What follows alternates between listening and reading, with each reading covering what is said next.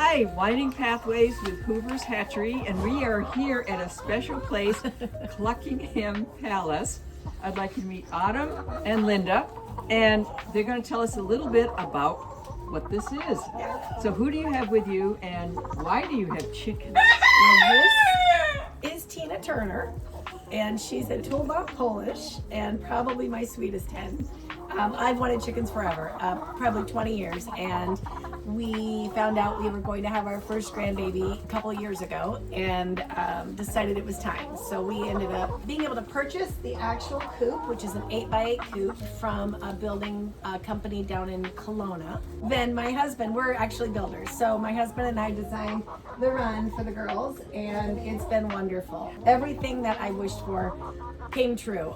We would add more shade and cover all of it so it's not water in the coop, but otherwise it's perfect. So, And Linda, you grew up in Oklahoma. Thank you. How did she get involved with all this? Because is there some background there? Well, I grew up on a small farm in Oklahoma, and my mom always had chickens, and she would raise them by hand. I can remember going to the post office and hearing little peep peeps in the post office when they were delivered that way. And There she goes. she would have brooding hens that she would raise, and they would be in a little box under light in one of the rooms in the house. And I was telling them about one of my favorite memories when I would go home to visit later years.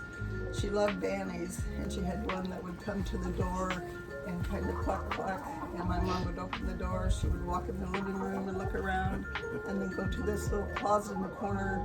My mom would open the door, and she would go in, lay her egg, and come out an hour later.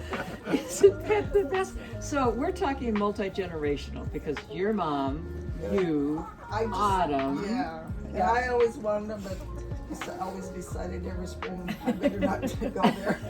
So she had to. So I took it all the way for her. So yeah, we've got 17. I started with 20 and I've lost a couple. So, but they're very gentle and sweet, and that's good for kids. And when we have kids over, I bring them out. They hop up on their laps. We let them feed them. That's kind of the goal for the flock. So. Okay, and there's one down there that has 4 legs. 4 legs, and fur, and not feathers, and his name is Scout. Scout, can you come? Come here. Good boy. And what does he do? He is Scout the... Scout is the chicken wrangler. And he has been actually, he's the grandchild wrangler, the chicken wrangler. It's his job to make sure everything's in order. It just happened naturally. He so even has his name, Scout. Okay, well let's head on back here and take a look at the inside and why it's called Cluckingham Palace. Rich, can you lead us on that way? Come on, Scout.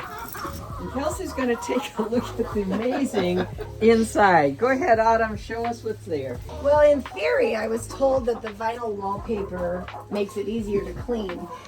But in spoiling the chickens, it seemed to be a good idea to make it look pretty in here. So And you said if you were doing it again, you'd have the nests up I higher. would. We had this built, and I would put those nesting boxes up higher because you have to kneel down pretty far to get them. But you learn as you go. We might still be able to do that. Well, that's it from Winding Pathways and Hoover's Hatchery. We are here at Cluckingham Palace with Scout, the chicken wrangler. He's all excited to get going. Linda and Autumn, Rich, Marion, and Kelsey, thank you so much for joining us today at Cluckingham Palace. See you later.